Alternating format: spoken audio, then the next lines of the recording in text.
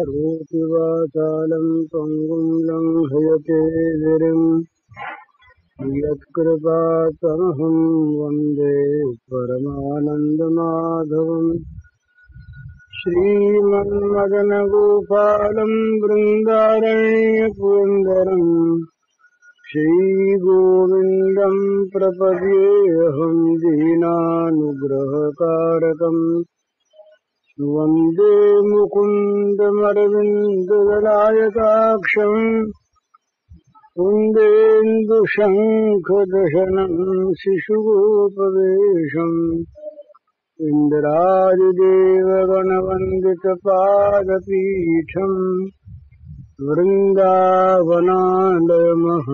वसुदेवसूनुम् नवजलधरवर्णं चम्पकोद्भासिकरणं विकसितमलिनास्यं विस्फुरन्मन्दहास्यं कनकरुचिदुकूलं चारुवर्हावचूलं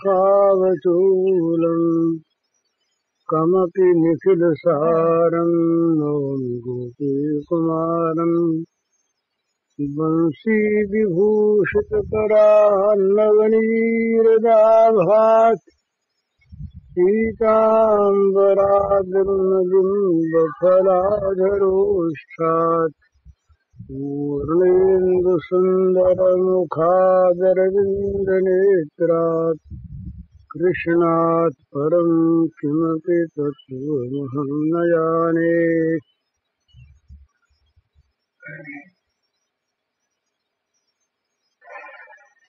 अव्यक्त अक्षर की उपासना के प्रसंग में भगवान ने कहा, ये त्वक्षर मणिर्देश्य मव्यक्तम पर्युपासते सर्वत्र गमचिन्त्यं च कूटस्थमचलं ध्रुवम् संयमेन्द्रियग्रामं सर्वत्र समबुद्धय ते प्राप्नुवन्ति मामेव सर्वभूतहिते रताः। ये 12वें अध्याय का प्रसंग है। परम श्रद्धा से युक्त होकर भगवान के सगुण रूप के उपासक भगवान को प्राप्त करते हैं और वे युक्ततम हैं। ये कहने के पश्चात भगवान कहते हैं कि जो अक्षर अनिर्देश अचल ध्रुव सर्वत्र स्थित कूटस्थ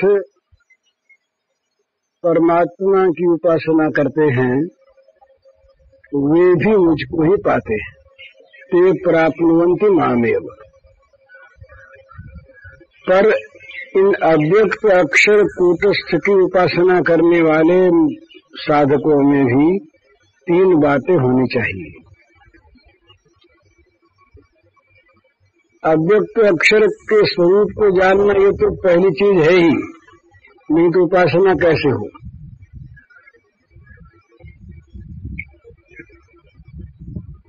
अक्षर अनिर्देश अव्यक्त सर्वत्रगम कूटस्थ अचल और ध्रुव, ये ब्रह्म का स्वरूप बताया। इस स्वरूप की तो थोड़ी उपलब्धि होनी चाहिए ही, पर साथ साथ साधक में 3 बात होनी चाहिए।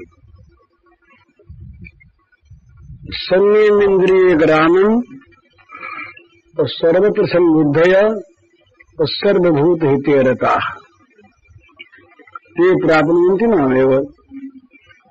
तो मुझे प्राप्त होते हैं।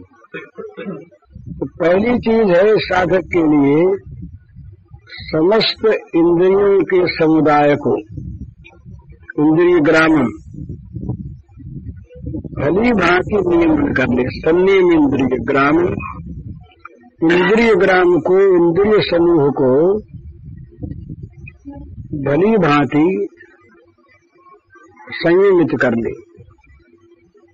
ये और दूसरी चीज सर्वत्र सुख दुख हानि लाभ जय पराजय शत्रु मित्र मानापमान निंदा स्तुति,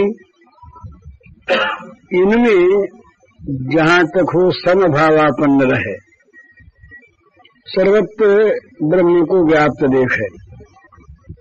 तो तीसरी चीज सर्वभूत हिते रताः, समस्त प्राणियों के हित में निरत रहे। ये तीन बात मनुष्य को गिराने वाली जो है ना, ये सबसे पहली इंद्रियां होती हैं। इंद्रियां यदि स्वतंत्र हो जाएं तो ये बहिर्मुखी हैं ही, ये फिर जबरदस्ती मन को ले जाती हैं। इंद्रियाणि परमार्थीनि हरन्ति प्रसभम मनः, इंद्रियां बड़े प्रमथन स्वभाव वाली हैं, मथ डालती हैं मनुष्य के मन को और जबरदस्ती ये हर के ले जाती है। हरन्ति प्रसभम मनः। तो सबसे पहला काम साधक का ये है, ये अद्वैत का साधक भी, उस अद्वैत वाले के लिए तो है कि अद्वैत का साधक भी इंद्रियों को हमेशा नियंत्रण में रख के सन्मार्ग में लगाता रहे। श्रवण मनन निधिध्यासन का अर्थ क्या है? श्रवण का अर्थ है केवल इंद्रियों के द्वारा उत्तम उत्तम विषयों का ग्रहण करे। श्रवण एक नाम ले लिया सुनने का, लेकिन सुनना, सूंघना, चखना, देखना, स्पर्श करना, ये जितने भी ज्ञानेंद्रियों के विषय हैं, ये कार्य हैं, ये सब के सब परमात्मा संबंधी हों, शुभ हों, ये इंद्रियों को भगवान में लगाए। फिर ये श्रवण की हुई जो चीजें हैं, इनका बार बार बार बार मनन करे। ये जो मननशीलता है, ये दूसरा साधन है, ये मन का। और बुद्धि को परमात्मा में ले जा करके सर्वथा नियुक्त कर दे ध्यान के द्वारा। ये निधिध्यासन, श्रवण मनन निधिध्यासन, ये तीन वेदांत ने बड़ी अच्छी साधना के रूप में माने गए हैं। तो इनमें सबसे पहला इंद्रियों वाला काम है।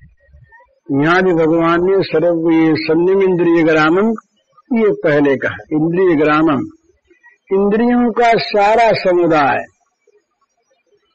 जीभ भी, कान भी, नाक भी, आंख भी, ये सब त्वक भी, ये सब के सब नियंत्रण में रहें और भगवत संबंधी कार्य में लगे रहें। उनका सीधा उपाय बताया श्रीमद् भगवद गीता में कि एक बार इनको हटा ले विषयों से और फिर भगवान के परायण हो जाए।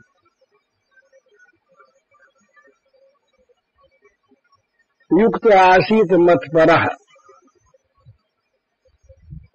इनका एक बार नियमन करके और फिर भगवान का आश्रय ले ले, अब इनको आप संभालो। उसका अर्थ यही है कि इनको भगवान की ओर लगाने की चेष्टा करे, कान से वही विषय अधिक सुने जो भगवत संबंधी हो, वही विषय अधिक देखे, तमाम इंद्रियों के द्वारा भगवत सेवन हो, ब्रह्म विचार हो। श्रवण और कथा नहीं सुनी हूं, रसना और न गई हूं, न तो कानों के द्वारा दूसरी बात सुनूंगा, न जीभ के द्वारा दूसरी बात कहूंगा।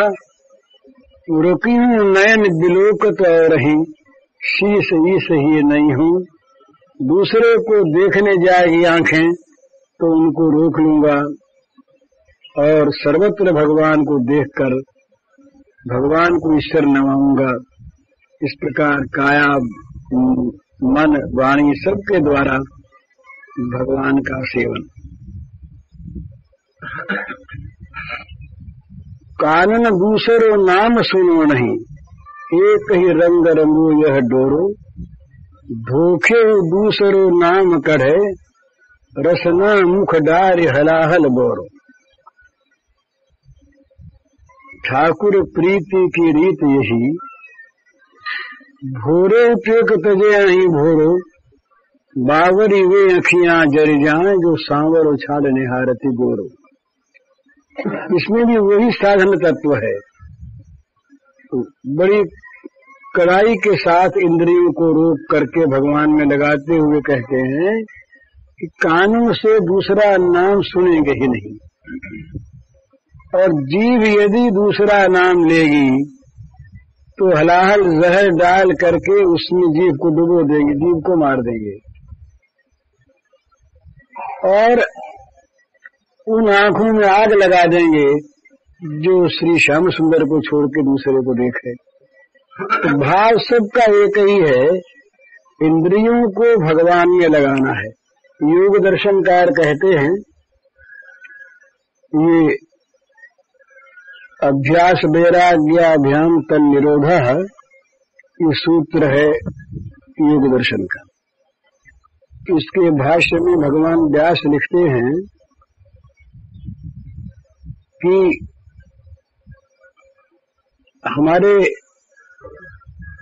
हमारा जो चित्त है, इस चित्त का प्रवाह, चित्तवृत्ति का प्रवाह निरंतर संसार समुद्र की ओर जा रहा है। चित्तवृत्ति संसार में लगी जा रही है, तो संसार में लगने वाली चित्तवृत्ति को संसार से हटाकर भगवान में लगाना है। तो जैसे बहती हुई नदी की प्रबल धारा को रोक कर उसके जल को यथायोग्य उपयोग में लाना हो तो क्या करे? बांध लगावे और नहरें निकालें, दोनों का। यदि बांध न बांधें तो नहरों में पानी नहीं आवेगा, और यदि केवल बांध दें, नहरें न निकालें तो जल का प्रवाह नहरों को, बांध को तोड़ देगा, अथवा जहां तहां अनिश्चित जल जाकर गांवों को डुबो देगा, काम नहीं आवेगा। तो वैराग्य का बांध है, वैराग्य है, ये बांध है। संसार की ओर जाने वाली चित्तवृत्ति को रोकने के लिए जो विरोधी वृत्ति है विराग की, उसका नाम है बांध, वैराग्य। और इंद्रियों के द्वारा चित्तवृत्ति के प्रवाह को नाना प्रकार से भगवान की ओर ले जाएं, ये है अभ्यास, ये है नहरों का निकालना। तो चित्तवृत्ति के प्रवाह को अन्य ओर ले जाने के लिए इंद्रियां बड़ी सहायता करती हैं, और इंद्रियां बड़ी बाधक भी होती हैं। इंद्रियां यदि स्वच्छंद होकर विषयों में विचरण करती रहें निरंकुश, तो ये चित्त को, बुद्धि को, सबको खींच करके आत्मा तक को विषयों में ले जाएगी और नरकों में डाल देगी। इसलिए सबसे पहली चीज बताई है संयम इंद्रिय ग्रामम, इंद्रिय समूह को भली भांति संयमित करे। जहां जहां इंद्रियों के संयम के टूटने की संभावना हो, जहां जहां इंद्रियां विषयों में आसक्त होकर विषयों का स्वाद लेने जाती हो, वहां पर बड़ी सावधानी, बड़ी कठोरता, बड़ी निर्ममता के साथ उनको रोक दे। इंद्रियों पर दया न करे, कभी न करे। छोटे बच्चे पर जब तक वो अबोध है तब तक इसको दुख होगा ये समझकर उसे चाहे सो खाने दे, चाहे जहां जाने दे, चाहे जिसमें हाथ डालने दे, तो बच्चा अपना अनर्थ साफ कर लेगा, मर जाएगा। आग में हाथ डाल लेगा, सांप को पकड़ लेगा, छुरी से हाथ काट लेगा, चाहे सो खा करके बीमार हो जाएगा, मर जाएगा। तो जैसे उस छोटे शिशु की मन की बात न देखकर हित की बात माता पिता देखते हैं, तो रोए भी चाहे। इसी प्रकार से इंद्रियों के तृप्ति की बात न देखकर हित की बात देखनी चाहिए। और इंद्रियां अगर केवल तृप्त होने की ओर चली जाए तो तृप्त तो होगी नहीं, अनिष्ट हो जाएगा। तो इंद्रियों को स्वच्छंदता से विचरण करने देना, ये अपने आप अपना बुरा करना है। क्योंकि यही, जैसे इंद्रियां माने घोड़े, घोड़ों को ठीक रास्ते पर न ले जाकर छोड़ दिया जाए, ऐसे ही चला दिया जाए और कोई उन्हें संचालन करने वाला न हो, रास्ते पर ले जाने वाला न हो, तो क्या होगा? वो चाहे जहां चाहे जिस मार्ग से, ऊबड़ खाबड़ मार्ग से, मैदान में, गड्ढे में, नदी में, चाहे जहां वो घोड़े चले जाएंगे। और घोड़ों के साथ साथ जितने घोड़ों के साथ संयुक्त हैं, लगाम भी, साज भी, सारथी भी, रथी भी, रथ भी, ये सब के सब चले जा करके नष्ट भ्रष्ट हो जाएंगे। इसलिए यथा योग्य संचालन और नियंत्रण की आवश्यकता घोड़ों की होती है। इसी प्रकार ये इंद्रियां जो हैं, ये विषय रूपी मार्ग पर चलने के लिए घोड़े यही हैं, और है नहीं हमारे पास। किसी संत का दर्शन करना होगा तो आंख की जरूरत होगी, किसी सदग्रंथ को पढ़ना होगा तो आंख की जरूरत होगी, किसी सदुपदेश को, किसी सदगुरु से, महात्मा से सुनना होगा तो कान की जरूरत होगी। तो बिना इंद्रियों के काम चलता ही नहीं है। इंद्रियां ही घोड़े हैं जो जीवन रथ को ले जाते हैं भगवान की ओर। परंतु ये अगर अनियंत्रित हूं, ये अगर स्वच्छंद हूं, ये अगर सुनिपुण संचालक के अधीन न हूं, तो ये बहिर्मुखी हैं, बाहर की ओर चलने वाले हैं। इनका स्वभाव है और ये इंद्रियां चाहे जहां फिर मनुष्य को ले जाती। इसलिए इंद्रियों को काम देना चाहिए। इंद्रियां निकम्मी भी नहीं रहेंगी। मन और इंद्रियां ऐसे हैं कि निकम्मी नहीं रहना चाहते, इनको काम दे दे तो आंख को देखने का ही काम दे, और काम नहीं कर सकती। पर जहां आंख देखती अशुद्ध विषयों को, वहां अशुद्ध विषयों को देखने में लगावे। तो पहले अगर आंखों का अभ्यास अशुद्ध देखने का है तो जरा वो उबेंगी, पर लगाता रहे बार बार तो आंख उनको देखने लगी। आंख का काम देखना है। आंख में जब तक भोग बुद्धि है तब तक वो जरा कठिनाई हो रही है। जब केवल क्रिया बुद्धि रह जाएगी फिर चाहे जहां लगाओ। अभी तो आंख को मन ने और मन को आंख ने इतना खराब कर रखा है कि किसी एक चीज को देखने में ही उनको आनंद आता है। ये भोग है। इंद्रियों के द्वारा दो काम होते हैं स्वाभाविक, एक भोग और एक क्रिया, तो तीसरा होता है साधन, वो सर्वोत्तम है। आंख चाहे हम किसी उद्देश्य को न मन में रखें, आंख देखती है, ये आंख की क्रिया है। भोग बुद्धि से आंख देखती है, ये आंख का भोग है। और साधन बुद्धि से किसी सदवस्तु को आंख देखती है, ये साधन है। तो इंद्रियों को भोग से हटाकर इंद्रियों की क्रियाओं को साधन में लगावे। सब चीजों को, ये इंद्रियां जो हैं ये थोड़े से वस्तु को लेती हैं और फिर से ले जाती है मन में। और मन क्या करता है कि वो वस्तु में जो और वैसी उस जाति के पहले की है उनको जा करके ये वृत्ति जगा देती है। जैसे आंख ने किसी काम की वस्तु को देखा और वो मन में ले गया, तो मन में जो पहले की सुप्त काम वासनाएं हैं उनको ये जाकर के जगा देगी और भड़का देगी। इसी प्रकार क्रोध, इसी प्रकार लोभ, इसी प्रकार मोह। और अगर इसके विपरीत दूसरी चीजों को देखें, काम अजय, क्रोध जय, इन चीजों को देखें, क्षमा को देखें, त्याग को देखें, ब्रह्मचर्य को देखें, इत्यादि को, तो क्या होगा, ये अंदर जाएंगे। ये अंदर जाके ये अपने सजातियों को जलाएंगे, तो विरोधी अपने आप दबेंगे। ये स्वाभाविक हमारे जीवन में हमारे अंदर ये चलता रहता है। विचारों का विनिमय, लेना देना चलता रहता है, और अच्छी बुरी चीजें जागती और सोती रहती, जैसा जहां प्रसंग होता है। इसलिए मनुष्य से कहा कि तुम निरंतर सत्संग करो, सारी इंद्रियों को सत में लगाए रखो, उसके सामने इतना काम रखो इंद्रियों के सामने कि और काम के लिए फुर्सत न मिले। वो हरिदास महाराज रहे, हरिदास महाराज चैतन्य महाप्रभु के शिष्य, वो 3 लाख रोज नाम जप करते थे ऊंची आवाज से, जिसमें बाहर की आवाज में सुनाई पड़े। तो एक गांव में गए, वहां के जिम्मेदार थे, वो थे तो हिंदू पर मुसलमान सरीखे ही। उन्होंने देखा कि इनके व्रत को डिगाना है, देखना है, तो उन्होंने एक वेश्या को ठीक किया और वेश्या से कहा कि तुम हरिदास जी की कुटिया पर रात को जाना और उनके मन को डिगाना।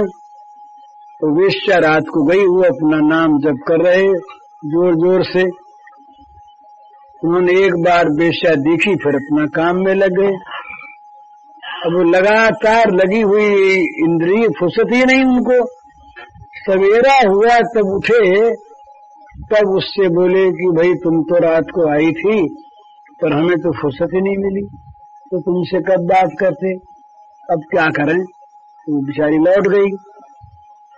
दूसरे दिन फिर आई, अब फिर वहां तो वही काम, रात भर बैठी सुनती रही वो।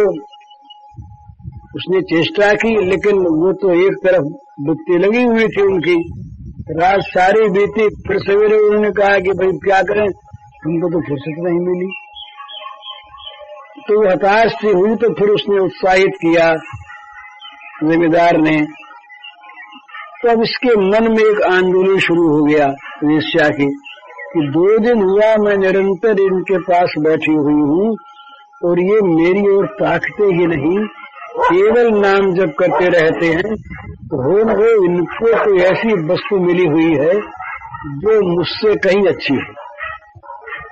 संत का संग 2 दिन तक बैठे बैठे ही हुआ, उसका प्रभाव पड़ा, वहां के वातावरण का प्रभाव पड़ा।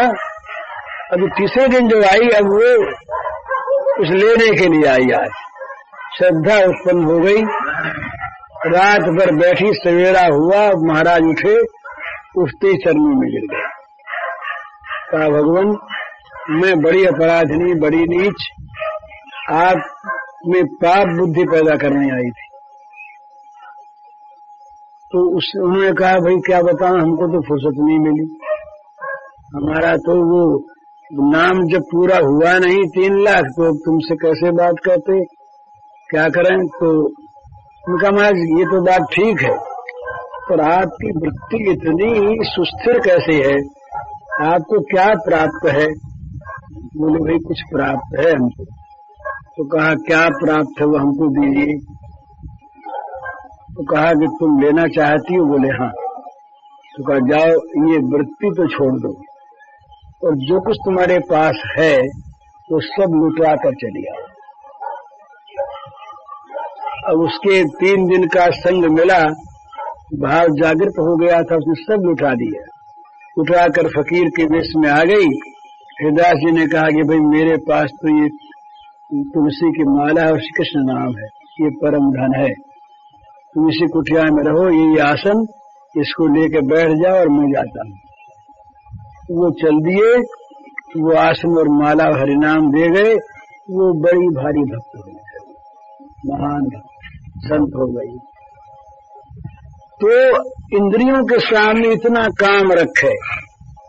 हम लोग जिनके बहुत काम है वो तो अलग कह सकते हैं, पर हम लोग निकम्मे बहुत हैं। दिन भर बिता देते हैं व्यर्थ की, बाबू फुर्सत है बोले ताश ही खेल लो, पर चर्चा ही कर लो।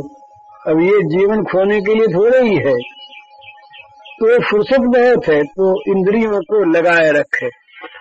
रुचि हो, सदग्रंथ देखे, स्वाध्याय करे, उसमें न मन लगे नाम जप करे, उसमें न मन लगे भक्तों की गाथाओं को पढ़े, उसमें न मन लगे ध्यान करे, निर्गुण सगुण जैसा भी हो, तो इंद्रियों को लगाए रखे निरंतर और मन को लगाए रखे सत्य में, तो क्या होगा, कुछ दिनों के बाद इनका अभ्यास हो जाएगा।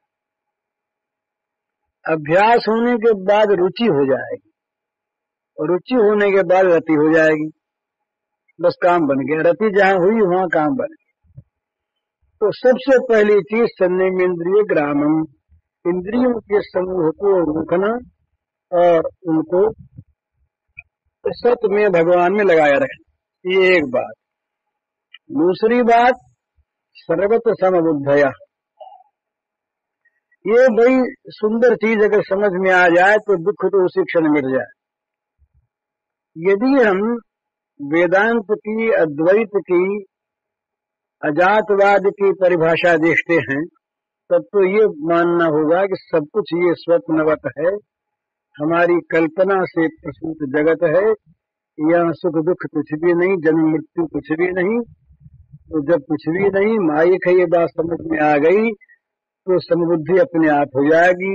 दुख मिले सुख मिले, शत्रु भाव से कोई सामने आवे, मित्र भाव से आवे, तो निंदा करे कोई स्तुति करे, मान करे कोई अपमान करे, धन आवे या धन जाए, मान आवे या मान जाए, जब उसमें असत बुद्धि है तब समता अपने आप रहेगी। और यदि भगवत भक्ति बुद्धि है भगवान में, तब यहाँ जो कुछ भी हो रहा है ये भगवान के नियंत्रण में, भगवान का मंगल विधान काम कर रहा है। हम हमारे लिए जो कुछ भी भगवान ने विधान कर दिया है, वो चाहे देखने में प्रिय हो या अप्रिय हो, उसका नाम चाहे सुख हो या दुख हो, उसका नाम चाहे लाभ हो या हानि हो, उसका नाम चाहे मान हो या अपमान हो, तो जो कुछ भी है तो भगवान मंगलमय, भगवान का मंगल विधान है। इसलिए सर्वत्र मंगल विधान को समता से देखना है, तो दुख मिट गया। व्यवहार है ये अलग है, मन का नियंत्रण है, ये मन का सोचना ये अलग है। व्यवहार हम करेंगे जैसा होगा वैसा ही ऐसा करना चाहिए, पर मन में विचार समान होगा। निर्दोष में समम ब्रह्म, या तो सब में ब्रह्म देखो और या सब में भगवान की लीला देखो। अगर भक्ति का भाव है तो भगवान का मंगल विधान और लीला देखो, और अगर ब्रह्म का भाव है तो ब्रह्मातिरिक्त किसी वस्तु का सर्वथा अभाव ही है ही नहीं, तो वो सब जगह ब्रह्म को देखो। इस प्रकार से सर्वत्र समुद्धय, पहली बात इंद्रियों का नियंत्रण और भगवान में लगाए रखना। दूसरी बात सर्वत्र वस्तुओं में, स्थिति में, प्राणी पदार्थों में, क्रियाओं में समता। और तीसरी बात, तो समता रखते ही हैं, इंद्रियां वश में हैं ही, अब दुनिया से क्या मतलब है, ये नहीं। संसार में जब तक हम रहते हैं और जब तक हमें होश है, होश नहीं है, सातवीं भूमिका प्राप्त हो गई, अब पड़े हैं, अपने लिए भी कुछ नहीं, कुछ होश नहीं है, वहां दूसरे के लिए भी होश नहीं। अपने जहाँ भूख लगती है, अपने जहाँ खाने के लिए इंतजाम करते सोचते हैं, जाड़ा लगता है ओढ़ने की बात सोचते हैं, चाहे व्यवहार में ही हो, इसी प्रकार से दूसरों को भी होता है। तो आत्मोपम्य सर्वत्र समम पश्यति योजना, सुखम वा यदि वा दुखम स योगी परमो मत। आत्मा की उपमा से, अपनी उपमा से सर्वत्र देखे, दूसरे के सुख दुख को समता से देखे। और वो जब दिखेगा तो जैसे अपने दुख को मिटाने की चेष्टा होती है, उसी प्रकार उसके दुख को मिटाने की चेष्टा हो। तीसरी बात, सर्वत्र सर्वभूमिते रतः, तीन बात हुई। संयम इंद्रिय ग्रामम, इंद्रिय ग्राम को, इंद्रिय समूह को संयम में रखना, मैं अच्छी प्रकार से भली भांति उनका नियमन रखना, संयमित रखना और उनको सत में लगाए रखना, ये इंद्रियों को रोकना, सुनने में इंद्रिय ग्राम। तो दूसरा सर्वत्र समबुद्धय, सर्वत्र ब्रह्म को या सर्वत्र भगवत लीला को देखते हुए सब जगह सर्वथा मन से सम रहना। जहां मन में समता ही दुख गया, दुख तो विषमता में, ये मेरे लिए हानि की चीज, ये लाभ की चीज, इस प्रकार की जो भावना है अनुकूल प्रतिकूल, इसी में दुख है। व्यवहार में बुरे को हटावे अच्छे को ले, इसमें आपत्ति नहीं है, लेकिन मन में समझे वो समझता है कि भाई सोना सोना ही है, लेकिन गहने का व्यवहार अलग अलग है। अगर गहना टूट गया तो न वो ठीक सोना रहा न वो गहना रहा, तो उसे गला के बेचना है। गहना ठीक बना हुआ है तो हाथ का हाथ में पहनना है, गले का गले में पहनना, नाम उनके अलग अलग रखने हैं, पर है सोना ही। एक बच्चे से कहा, किसी पिता ने आवश्यकता थी, बोले जाओ अलमारी में से इतना सोना निकाल लिया। तो वो गया, अंदर अंदर जा करके उसने तमाम तिजोरी फोड़ के देखी, सोना कहीं देखा ही नहीं। उसने कहा, पिताजी सोना तो है ही नहीं। पिताजी ने कहा, भैया तमाम सोना ही भरा है, तुम जाके ले आओ।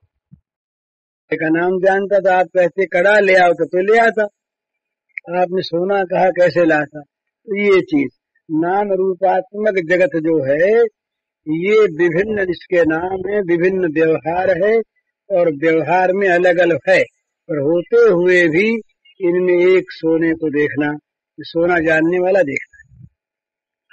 सोना और भी जानते हैं तो भूले रहते हैं। तो अनेक में एक को देखना, निरंतर अनेक में एक को देखना, ये समबुद्धि है। अविभक्तम विभक्तेषु, ये जितने विभक्त हैं अलग अलग अलग अलग अलग अलग देखने वाले, इनमें एक अविभक्त को देखे, जो जिसका कहीं हिस्सा भाग हुआ ही नहीं, जो कहीं कटा ही नहीं। तमाम मकानों के अंदर एक व्याप्त आकाश को देखे, वो आकाश कभी दीवालों के बनने से कटा ही नहीं। जितने भी मकान हैं, जितने नगर हैं, जितने ग्राम हैं, उन ग्रामों में जितनी बिल्डिंग्स हैं, उनमें जितने कमरे हैं, उन कमरों में जितनी कोठरियां हैं, उनमें जितने बर्तन पड़े हैं पोल वाले, उन सब में एक अविभक्त आकाश नित्य व्याप्त है। वो कभी न कटा, न बना, न छिदा, न रूपांतर हुआ, ज्यों का त्यों है, बीच में कोई उपाधि आ गई, अलग दिखने लगा। अविभक्तम विभक्तेषु, सब विभक्तों में एक अविभक्त परमात्मा को देखे तो समबुद्धि अपने आप हो जाएगी। फिर तो इस प्रकार से या सर्वत्र सर्वथा और सर्वदा भगवान के मंगलमय विधान को देखे, उनकी मंगलमय लीला को देखे। जन्म भी उनकी लीला और मृत्यु भी उनकी लीला, अपमान भी उनकी लीला, मान भी उनकी लीला। मानापमान में जैसा व्यवहार होना वैसा करे, पर लीला बुद्धि जैसे जैसे प्रत्येक गहने में स्वर्ण बुद्धि, इसी प्रकार जगत की प्रत्येक होने वाली घटना में भगवत लीला बुद्धि, और जगत के प्रत्येक पदार्थ में भगवत बुद्धि। भक्त लोग कहते हैं कि जगत में दो ही चीज है, और दो चूंकि एक है इसलिए एक ही है। दो क्या चीज है कि जो है वो भगवान है, और जो होता है सो लीला है। जो है वो भगवान, और जो हो रहा है सो लीला, और लीला में भेद नहीं, इसलिए भगवान ही भगवान है। सर्वत्र समबुद्धय, सर्वत्र सर्वदा भगवान। इतना आनंद रहेगा, आप करके देखिए। एक दिन 2 घंटे इस चीज को करके देखिए, उस 2 घंटे अगर इसी विचार में रहिए तो निरंतर शांति मिलेगी, और ऐसी अभूतपूर्व शांति मिलेगी जो शांति किसी भी धन से, जन से, गौरव से, पद से मिल नहीं सकती, किसी को मिले नहीं। वो तो असत है ना, ये सत है। वो तो शांति मिलती है जरा सा चित्त आत्मा में टिकता है इसलिए, और ये आत्मा का दर्शन है। इसमें अपार अचिंत्य और शाश्वती शांति है। वो शांति अशाश्वत है, वो शांति आगंतुक है, वो हेतुक है, ये निर्हेतुक स्वाभाविक स्वरूपगत है। ये इसमें उसमें बड़ा अंतर है। तो सर्वत्र समबुद्धय, सर्वत्र समबुद्धि रहे। और फिर जीवन में करना क्या है, यहाँ फिर करना क्या है, सर्वत्र समय भगवान व्याप्त हैं और इंद्रियां कहीं जाती हैं, अपने लिए कुछ करना, तो करना क्या है, जब तक जीवन है तब तक व्यवहार में जो दूसरे हैं उन सबकी सेवा करते रहो, बस यही तो जीवन का काम। और सर्वभूत रहता। तीसरी बात कही भगवान ने, संयम इंद्रिय ग्रामम सर्वत्र संबुद्धय और सर्वभूत रहता। फिर बस और काम क्या करे, रता संलग्न रहे, निरत रहे, लगा रहे अपने काम के द्वारा, जिसके जो काम है। ये आवश्यक नहीं है कि काम बदले, मनुष्य का भाव होना चाहिए तो अपने काम के द्वारा सेवा कर सकता है, जिसके पास जो काम है। अगर सेवा बुद्धि हो, हित बुद्धि हो, तो वो उसका दूसरे का हित कर सकता है अपनी बुद्धि के अनुसार, अपनी शक्ति के अनुसार, अपनी समझ के अनुसार, जैसा जो कर सकता है। वहाँ ये आवश्यक नहीं है कि इतनी संख्या में करे और इतना बड़ा करे, इतना छोटा करे। वहाँ तो केवल आवश्यकता भाव की है कि उसका प्रत्येक कार्य सारे प्राणियों के हित के लिए होता है या स्वार्थ के लिए होता है, भगवान के लिए होता है या भोग के लिए होता है। ये केवल भावांतर है। भावांतर में जिस भाव में जब स्थित होगा मनुष्य, उसकी क्रिया वैसी होते हुए भी वो आंख से देखेगा ही। और एक आंख से देखता है इस बुद्धि से कि ये आदमी जा रहा है, देखो किस तरह से इसको लूटा जाए और कैसे इसको हानि पहुंचाई जाए, देखो कितना अकड़ा जा रहा है। ये भी देखना है, देख के इसमें। और एक आदमी देखता है कि देखो ना, ये बेचारा जा रहा है, बड़ा बड़ा दुखी मालूम होता है, इसको ऐसे सुख पहुंचाया जाए, इस दुख का कैसे हरण कर लिया जाए, ये भी भावना है, देखना है। अब उसके भाव के अनुसार क्रिया होगी, स्वाभाविक। हम जैसा बनना चाहते हैं वैसे बन जाएंगे। हमारा जो संकल्प है वही हमारा स्वरूप बनेगा आगे जाकर के। तो इसलिए संकल्प में होना चाहिए सर्वभूत हित, संकल्प में। तो उसमें रत रहना, रत माने संलग्न, निरंतर लगा रहे उसमें, वो निरत है, रत है, संलग्न है, लगा हुआ है, जुड़ा हुआ है, ये कुछ भी कहें उसको। प्रत्येक क्रिया में सर्वभूत हित रहे, प्रत्येक क्रिया में किसी भी प्राणी का भी अहित न हो जाए। हित कहाँ यहाँ पर, सर्वभूत हित। और यही असल में पुण्य इसी चीज का नाम है। जिस किसी क्रिया से दूसरे का परिणाम में हित होता हो, उसमें अपना हित है और वही पुण्य है। और जिस किसी क्रिया से दूसरे का परिणाम में अहित होता हो, उसी में अपना अहित है और वही पाप है। तो इसलिए निरंतर मन में ये भाव रखे कि हमारी प्रत्येक क्रिया सबके हित के लिए हो, किसी के अहित के लिए न हो। हम किसी को कोई चीज बेचें भी तो वहां हित की भावना रहेगी, तुम ठगाएं, हम उसको ठगेंगे नहीं। वकील के पास अगर मुवक्किल जाएगा, हित की भावना होगी तो सच्ची अच्छी सलाह देगा, उसको बुरी सलाह नहीं देगा। डॉक्टर वैद्य के पास अगर रोगी जाएगा तो अगर हित की भावना है तो अपने लोभ लालच को छोड़ करके जो उसके हित की सलाह होगी वही देगा। स्वाभाविक बात है। वो हित की भावना जहाँ मन में समाई, पर हित दस जन के मन माही, तिन कह जग कछ दुर्लभ नाही। पर हित सरिस धर्म नहीं भाई, पर पीड़ा सम नहीं अधमाई। दूसरे के हित के समान कोई धर्म नहीं और दूसरे को पीड़ा पहुंचाने के समान कोई पाप नहीं। और जिनके मन में पर हित बसता है, उनके लिए जगत में कुछ भी दुर्लभ नहीं। दुर्लभ क्या होता है, उनके भगवान हो जाते हैं। भगवान उनके बन जाते हैं तब जगत उनका बनेगा, इसमें कौन बड़ी बात है। तो इस तरह से परहित बस जन के मन माई, हमेशा ये ख्याल रखे कोई भी क्रिया हमसे ऐसी न बन जाए जिससे किसी का अहित होगा। ये मनुष्य के लिए तो बहुत बड़ी आवश्यक बात है। भगवान ने कहा मुझे सब चीज में सह लेता हूं, पर जो ये भूतद्रोह है ये मैं सह नहीं कर सकता। भूतद्रोह जो है, दूसरे प्राणियों से द्रोह करना, द्वेष करना, उनके अहित की भावना करना, अहित सोचना, अहित करना, ये भूत द्रोहिष्ठ नहीं कोई, ये भगवान ने कहा कि ये मुझे बड़ा बुरा लगता है। इसलिए भक्ति का जहां उपदेश करने लगे, सबसे पहला शब्द भगवान का है अद्वेष्टा सर्वभूतानां। सबसे पहला सर्वभूतानां, किसी भी प्राणी के साथ द्वेष न करे और सबका हित करे, सबके साथ मित्र भावना रखे, मैत्री भाव रखे, जहां दुख हो वहां दया करे। ये सबसे पहला भगवान का उपदेश भक्ति के लक्षणों में आया है। सबसे 12वें अध्याय का 13वां श्लोक आरंभ होता है यहाँ यहीं से, जहाँ लक्षण आरंभ होते। तो किसी प्राणी से कदापि किसी हालत में द्वेष तो करे ही नहीं, और प्रत्येक क्रिया में हित की भावना रखे। तो एक आप निश्चय मान लीजिए ये सिद्धांत, सभी प्राणी उसका हित करने लगेंगे फिर आगे जाकर के, तो सारे जगत का वो हितपात्र हो जाएगा। जगत के सब प्राणी उसका भला चाहेंगे, उसका कोई बुरा नहीं चाहेगा। स्वाभाविक कुछ दिनों के बाद ये चीज हो जाएगी कि प्राणी मात्र का वो अपना बन जाएगा, सबका आत्मा बन जाएगा। केवल कहने से नहीं आत्मा होता।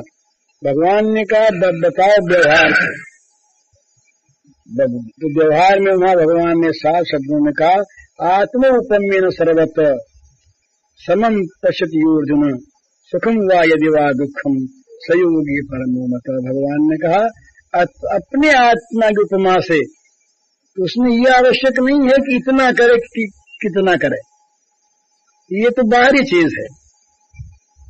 भाव ये रखे, और जहां सच्ची बात ये है, ये केवल समझाया है। जहां आत्मभाव है वहां हित की भावना अपने आप होगी, जहां भगवत भाव है वहां सेवा की भावना अपने आप होगी। ये तो केवल समझाने के लिए है कि मनुष्य सब जगह समान भी देखे और किसी का अहित भी करे, ये संभव नहीं। तो इस चिता दिया कि हित में रहता रहो। बाकी तो यदि वास्तव में सर्वत्र आत्मबुद्धि है, तो शरीर में हमारे सर्वत्र आत्मबुद्धि है, तो इसका ये अर्थ नहीं होता कि हम सब में समान व्यवहार करते हैं। परंतु ये सिद्ध ही है कि पैर में अंगुली में जैसा कांटा करे वो भी हमको सहन नहीं होता। हम सब सारे अंगों को दुखों से, कष्टों से स्वाभाविक बचाना चाहते हैं, सबकी रक्षा चाहते हैं। उस जहां भी दर्द होता है वो हम ही को होता है, दूसरे को नहीं होता, किसी अंग में लगे। इसी प्रकार से जब ये सर्वत्र आत्मबुद्धि हो जाती है, तो किसी को दुख नहीं पहुंचाना चाहता आदमी, सबका हित चाहता है। और सर्वत्र अगर भगवत बुद्धि हो जाए तो सर्वत्र भगवान ही दिखते हैं, फिर वो किसका हित करे। उमा ज रामचंद्रत विगत काम मद क्रोध निज प्रभु मय देख ही जगत कास न करहि विरोध। किससे बैर करे, किससे विरोध करे, सब तो पूज्य हैं, सब तो उसके भगवान हैं। मैं सेवक सचराचर रूप स्वामी भगवंत, किसका वो हित करे, वो तो रात दिन सेवा में लगा रहता है। तो ये 3 बातें, इंद्रियों के समुदाय को रोकते हुए उन्हें सत में लगाते रहना, सर्वत्र सर्वदा व्यक्तियों में, अवस्थाओं में, पदार्थों में, प्राणियों में यथायोग व्यवहार करते हुए भी समबुद्धि रखना, और अपनी प्रत्येक चेष्टा में ये ध्यान रखना कि इसमें दूसरे का हित तो नहीं हो रहा है, हित हो रहा है ना। ये एक सिद्धांत मान लेना चाहिए कि जो ऐसा बन जाएगा उसका कभी अहित होगा ही नहीं, होगा ही नहीं। क्योंकि सारे प्राणियों की सद्भावना, जैसे हमारे किसी अंग में जरा सा फोड़ा होता, फुंसी होती है, तो हमारा सारा शरीर, तो सारे अवयव अपने आप उस फुंसी को ठीक करने में लग जाते हैं, क्योंकि उनके शरीर में फुंसी हुई है और सबका संबंध है। इसी प्रकार सारे जगत में आत्म भावना होने पर क्या होगा कि हमारा जरा सा दुख भी सबको सहन नहीं होगा, सब उसके हित में लग जाएंगे अपने आप। और कहीं कोई काटने वाटने में लगा तो इसी समझ लगा ऑपरेशन हो रहा है, कोई हित में लगा है, बुरा नहीं कर रहा, ऑपरेशन कर रहा है। बड़ा अच्छा कर्म आवाज निकाल रहा है, अंदर के दोषों को निकाल रहा है, बड़ा अच्छा कर रहा है। तो इस प्रकार से दुख रहेगा नहीं, अशांति रहेगी नहीं, और रात दिन ये पराया और ये मेरा ये जलन होती है। पराया बढ़ता है तो ईर्ष्या की जलन होती है। ये जलन कम नहीं होती है। जो ईर्ष्याग्नि में जलते हैं वो संपन्न होने पर भी सदा उदास रहते हैं। क्या करें, बड़े दुखी। वो दुख अपना बता भी नहीं सकते, बताने में झेपना पड़ता है कि दूसरे के सुख से दुखी हो, और मन में चीज रहती है हमेशा कि उनका सुख स्वाता नहीं। तो हमेशा जलता रहता आदमी, क्यों? ये अपना पराया है। तो नहीं ये भावना हो कि भाई कोई बात नहीं, अपना हाथ बड़ा मजबूत होगा, दोनों हाथ बड़े अच्छे हो गए, और अंग नहीं, हाथ तो अच्छे हैं, बड़ा अच्छा है, सुख होता है, अपना है ना। जहाँ आत्म भावना हुई वहाँ उसके सुख में सुख होता है, और सुख में अपने अंदर में एक प्रकार की बड़ी सुंदर शांति की भावना आती है। अपना बेटा बढ़ जाए, बड़ा सुखी पिता। देश में ममता है तो देश का नाम बड़ा हो, बड़ा सुख होता है देशवासी को। किसी संप्रदाय का नाम अच्छा हो, संप्रदाय वाले को बड़ा सुख होता है। अपनापन है ना, तो ये अपनापन अगर सब में व्याप्त हो जाए तो सबके सुख में अपना सुख होगा अपने आप, सबके दुख में अपना दुख होगा अपने आप। स्वाभाविक सारे भूतों का दुख अपना दुख। कुंती देव ने भगवान से वरदान मांगा कि महाराज सारे प्राणी सुखी हो जाएं और सबके दुख मैं भोगूं, इस प्रकार आप मुझे वरदान दे दें। दिया नहीं भगवान ने वरदान, पर भावना कितनी ऊंची है। कुंती देव ने ये वरदान मांगा तो भगवान प्रकट हो गए, भगवान दर्शन दे दिए उसको, तुम्हारा कितना ऊंचा भाव है। तो सब भूतित रहता है। किसी प्राणी का कभी अहित न चाहे तो सारे प्राणी उसके अनुगत हो जाएंगे। ये प्राणियों में भी जो द्वेष है, खूंखारपना है, बैर है, ये केवल उनमें नहीं है, ये उनके साथ है जिनमें है। नहीं तो ऋषियों के आश्रमों में जहाँ हिंसा की प्रतिष्ठा होती थी वहाँ उनसे तो कोई कैसे बैर करता, आपस में बैर रखने वाले प्राणी बैर छोड़ देते थे। क्यों वैसा होता था कि वहाँ हिंसा की पूर्ण प्रतिष्ठा थी। तो मन में सद्भाव रहे, आत्म भावना रहे, तो इससे हमारा जगत में हित हो जाएगा। ये नहीं सारे प्राणी फिर हमारे हित में लग जाएंगे, सब हमारा भला चाहिए। देख लीजिए करके, थोड़े से दायरे में देखिए, सब आपके हो जाएंगे। आप अपने अड़ोसी पड़ोसियों के लिए, घर वालों के लिए त्याग करिए, उनको सुख दीजिए, वो सब आप उसको देने लगेंगे। स्वाभाविक तो ये जगत का स्वरूप है। इसलिए 3 बात ध्यान रखें, फिर याद कर लें। इंद्रियों को नियंत्रण में रखना और अच्छे में लगाना, प्राणियों में, पदार्थों में, अवस्थाओं में, स्थितियों में यथायोग्य व्यवहार करते हुए समबुद्धि रहना, और प्रत्येक चेष्टा, प्रत्येक क्रिया, प्रत्येक भावना में सर्वभूत हित, ये भाव रखें। तो ऐसा पुरुष यदि भगवान के सगुण रूप को भजता है, सगुण रूप भगवान उसके सामने प्रत्यक्ष आप हम बैठे इस तरह से आ जाते हैं।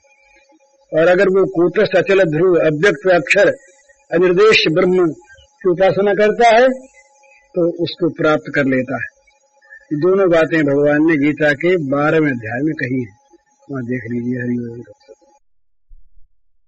पूज्य श्री भाई जी के इस प्रवचन का शीर्षक है इंद्रियों का संयम और परहित। इसका कैसेट संख्या है 33।